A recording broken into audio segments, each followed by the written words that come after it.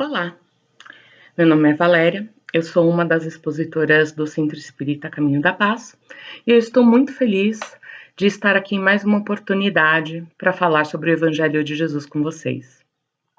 Hoje nossa passagem é sobre João, tão querido, que no capítulo 5 vem nos explicar e nos auxiliar com mais uma das passagens de Jesus. Então, no capítulo de hoje, nós vamos falar sobre o caminho, verdade e vida, que está no capítulo 4, que chama trabalho. Ele foi retirado do capítulo 5 de João, versículo 17, que diz: E Jesus lhes respondeu: Meu Pai obra até agora, e eu trabalho também. Caminho, Verdade e Vida foi psicografado por Chico Xavier e ele foi ditado pelo espírito de Emmanuel. E Emmanuel, nessa obra, ele utiliza de várias passagens de Jesus, né, utilizando versículos dos evangelistas, para trazer para a nossa realidade, né, nos auxiliar na compreensão do evangelho, principalmente porque Jesus falava sobre parábolas e nem sempre era fácil entender naquela época, como ainda não é hoje, muitas das passagens de Jesus. Então vamos entender um pouquinho o que dizia esse capítulo de João.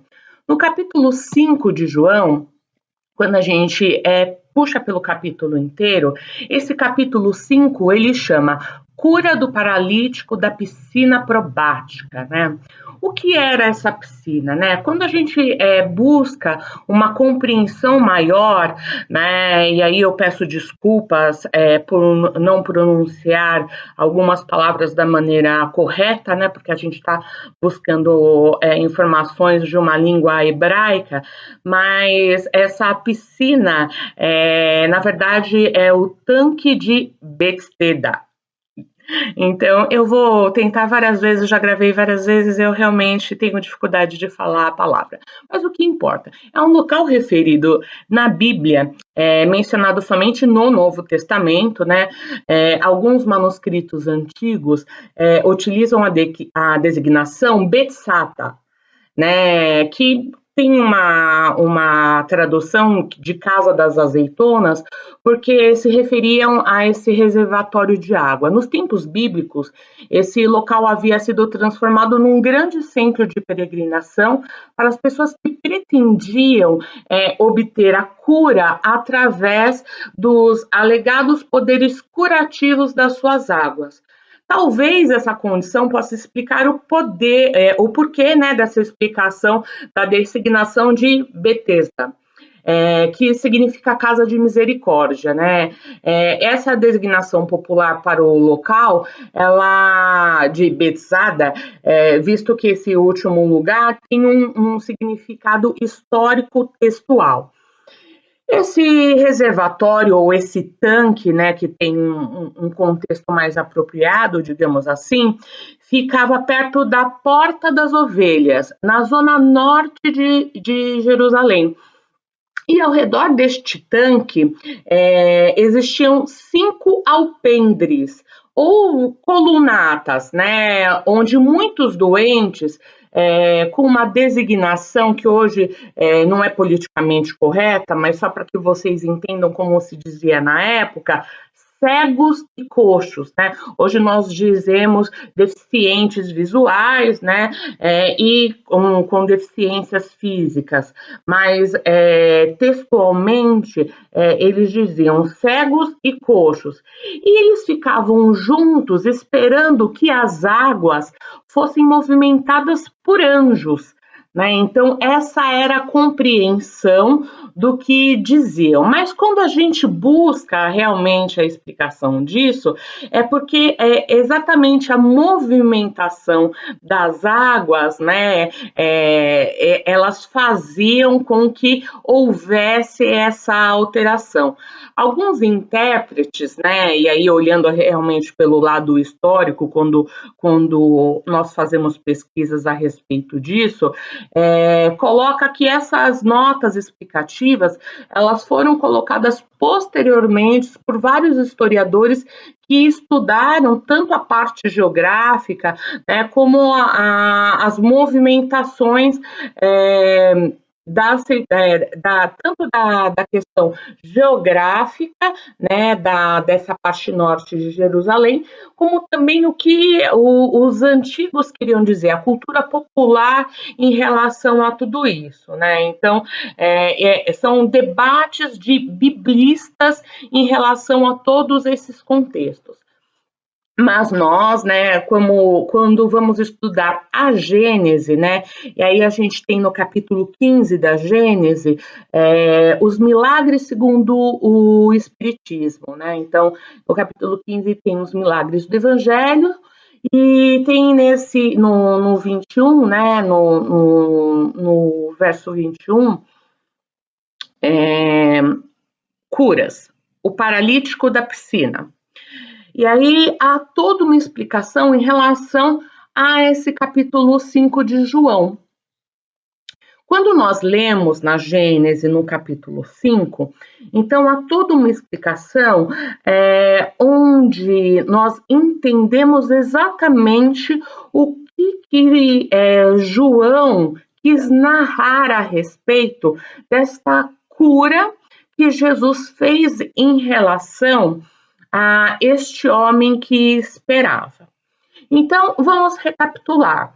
Então, estavam todos no norte de Jerusalém, então, numa região de águas, né, nessa piscina probática, onde haviam 5 alpendres, e a movimentação das águas que eram feitas devido a uma questão geográfica, onde torrentes entravam de águas, fazendo com que o fluxo aumentasse repentinamente de acordo com essa entrada de águas, mas que os antigos daquela época, né, e as crendices populares mesmo, diziam que eram quando os anjos tocavam essas águas se tornavam purificadas e podiam fazer as curas daqueles cegos e coxos. O que aconteciam? Esses corriam porque, teoricamente, naquela cultura, os primeiros a tocarem essas águas seriam curados. Só que, mediante a própria deficiência física que eles tinham, imaginem a dificuldade de um coxo, ou seja, uma pessoa com uma deficiência física, correr quando a água se movimentasse. Ou mesmo de um cego, um deficiente visual, enxergar, né? Ele teria que sentir a vibração para correr em direção a essa piscina. Então, haviam várias dificuldades em relação a tudo isso. Mas João conta que havia um desses deficientes, né, no caso um coxo, um deficiente físico, que há muitos anos, né, então um homem ali há 38 anos, estava esperando pela oportunidade da cura. E Jesus estando lá e vendo, interpelou-o, perguntando se ele queria ficar curado.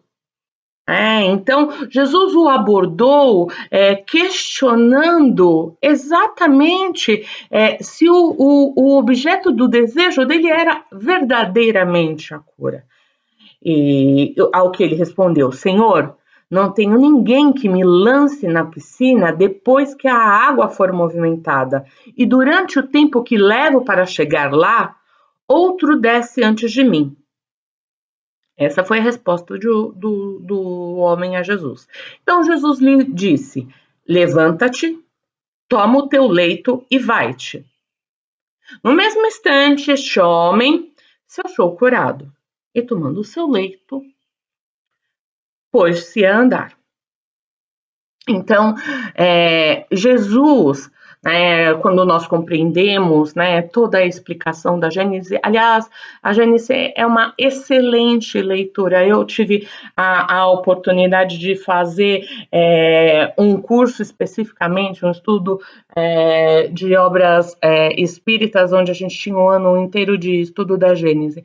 Então, esse capítulo de curas, ele é muito interessante, né? Então, ele estava pronto para a cura, né? E Jesus o alerta especificamente para que ele perceba e entenda, para que ele não volte mais a errar, para que ele realmente se livre do que o levou a ter esse mal, para que ele não seja mais efetivamente acometido pelo mesmo erro e volte a sofrer do mesmo mal, que era a consequência deste erro, né, que efetivamente o fazia doente. Ou seja, as nossas doenças, os nossos males, ele efetivamente começam na nossa alma, no nosso espírito, né, para se manifestarem no nosso corpo posteriormente. Então, voltando, este homem foi curado por Jesus. Então, o capítulo de João, este capítulo diz respeito a esta cura, né, e a este ambiente ao norte de Jerusalém. E o foco, efetivamente, além de mostrar como foi a exemplificação de Jesus, da transformação, do aprendizado através das provações, né, dos nossos erros, né, de como nós podemos, através das nossas provas e expiações, vencemos nossas más tendências e nossos erros pretéritos e, enfim, curarmos dos nossos males, né, e que foi denominado pelas curas, né, executadas por ele, nós temos a oportunidade de falar a respeito do trabalho ao sábado, né, que Jesus foi tão fortemente contestado pelos judeus na época, né, que foi também motivo da continuidade do capítulo de João, né.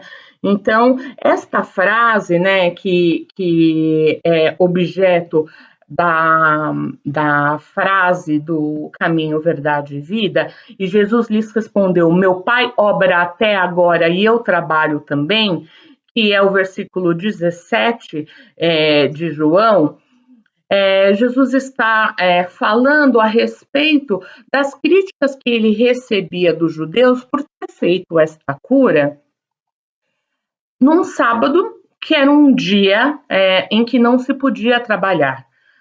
Então, ele continua, né, depois no versículo 18, falando, né, que os judeus tinham ânsia de matá-lo, mas não porque ele quebrantava o sábado, mas também dizia-se porque ele dizia que Deus era seu pai.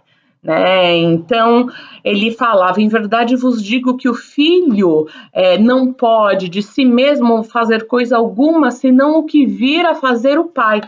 Porque tudo que o pai fizer, o filho igualmente faz, né? Dizendo que Deus trabalha incessantemente, né? E Deus trabalhando incessantemente, não teria por que Jesus não trabalhar também. Então, por isso que Jesus não fazia sequer nenhuma parada no seu trabalho. Jesus trabalhou incessantemente, né, durante a sua estada aqui na Terra.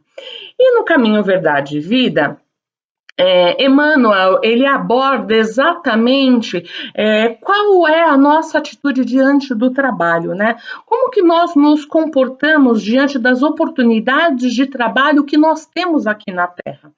Então, diante de tantas possibilidades que nós temos no capítulo de João, Emmanuel se ateve a esta parte do Evangelho, onde Jesus fala: se Deus trabalha continuamente, por que não hei eu de trabalhar também? E aí, repito esta pergunta em reflexão própria, para que você aí do seu lar ou do seu trabalho, onde você estiver ouvindo esta preleção, que você reflita também. Se Deus trabalha continuamente, se Jesus, seu filho, assim como nós somos filhos de Deus, que veio aqui à Terra para sermos auxiliados por Ele, governados por Ele, e ele ser nosso caminho, verdade e vida, seguir de exemplo para nós. Também trabalhava continuamente, sem queixumes e sem reclamações. Então eu faço essa mesma pergunta a mim mesma para que vocês possam também fazê-la a vocês mesmos como reflexão. Se meu pai obra até agora, e eu? O que eu faço? Então, para que possamos fazer uma reflexão, né, independente das dificuldades, das adversidades, dos impedimentos, das complexidades da vida que nós temos. O que nós temos feito para trabalhar da melhor forma possível. E eu digo o trabalho sob todas as óticas. Vejam, nós temos a oportunidade do trabalho em nossos lares físicos, aqui nas nossas famílias, onde nós podemos, com amor, buscarmos o melhor ambiente possível, não sob a ótica doentia da limpeza, né? Hoje, até estudada pela psicologia, né, como uma mania de limpeza, no sentido até que deixa de ser saudável, né, porque torna-se uma mania, uma obsessão. Mas é importante sim manter um ambiente limpo e organizado de forma saudável para que possamos efetivamente manter a nossa mente saudável também.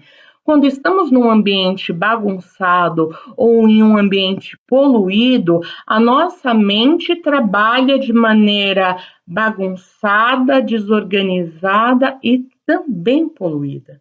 Então, é importante manter o nosso lar e o nosso ambiente de trabalho limpo e organizado, né? Isso é importante. Quem é pai e mãe sabe dessa organização contínua de direcionamento aos filhos sobre manter guarda-roupas, gavetas e organização. Por quê? Porque é um direcionamento importante para que os nossos filhos possam efetivamente manter também a organização em suas rotinas. Isso é realmente importante. Mas também falamos das organizações das nossas rotinas profissionais. A procrastinação é algo cada vez mais comum, principalmente por causa das mídias que vem atrapalhando as rotinas de trabalho. Mídias sociais como WhatsApp, Facebook, Instagram, Twitter, várias mídias que acabam atrapalhando as rotinas de trabalho e acabam desorganizando todas as rotinas e todas as tarefas que devem ser entregues e no prazo e com as qualidades devidas. Será que, enquanto profissional, eu estou fazendo o meu melhor e entregando a minha melhor qualidade de trabalho? Muitos hoje estão trabalhando em home office, né? Houve uma mudança na metodologia do trabalho, muitos hoje estão trabalhando em casa e é necessário uma disciplina ainda maior, né? Porque com a rotina da casa, o barulho, mais pessoas em casa, barulho de panela, de caminhão passando ou de vizinhos, enfim, tantas interferências e ruídos externos que podem atrapalhar a qualidade e a produtividade. Então, há uma necessidade de disciplina ainda maior em relação a isso. Então, o quão dedicado eu estou em relação a isso? Mas em relação ao nosso trabalho enquanto seres humanos, enquanto colaboradores da nossa sociedade, para um ambiente cada vez mais qualificado energeticamente, o quanto eu evito fofocas, o quanto eu evito compartilhamento de fake news ou de notícias que eu não tenho certeza que são verdadeiras, reais, qualificadas ou mesmo boas, né? Se são agradáveis ou se aquilo efetivamente vai ajudar alguém ou se são bobagens de conteúdo jocoso. Então, importante o meu trabalho enquanto cidadão ou cidadã cristã no compartilhamento de informações. E, quiçá, eu possa me preocupar com o meu trabalho enquanto irmão e irmã caridosa, auxiliando as pessoas que mais precisam de ajuda, né? O centro espírita que precisa continuar pagando as suas contas, a necessidade de auxílio de creches, de orfanatos, de diversas instituições sem fins lucrativos que precisam manter os seus funcionamentos, que mesmo com essa pandemia que continua nos assolando e nos preocupando, elas ainda mantêm suas portas abertas ou o seu funcionamento, seus pagamentos de aluguel, a sua necessidade de conservação e limpeza, né? Quantas ONGs ainda continuam trabalhando e necessitando de apoio e esforço, ou quantas famílias que ainda diante dessa situação, que tiveram seus pais ou mães responsáveis pelo pão de cada dia, desempregados e que precisam de uma cesta básica, de um apoio financeiro ou de uma ajuda extra para pagar uma luz ou um gás, por exemplo. Então, às vezes nós nos colocamos numa situação de dificuldade perante tudo que estamos vivendo, e eu não menosprezo ou diminuo as dificuldades que cada um de nós vive, porque sim, elas estão realmente complicadas e vêm se complicando, mas eu coloco o momento de reflexão do capítulo 5 de João e esse capítulo 4 do Caminho, Verdade e Vida, para que pensemos exatamente na oportunidade que Jesus nos dá com essa cura, para que nós reflitamos, assim como ele pediu para que aquele deficiente físico, para aquele coxo que ele curou, para que não pequemos, não erremos, não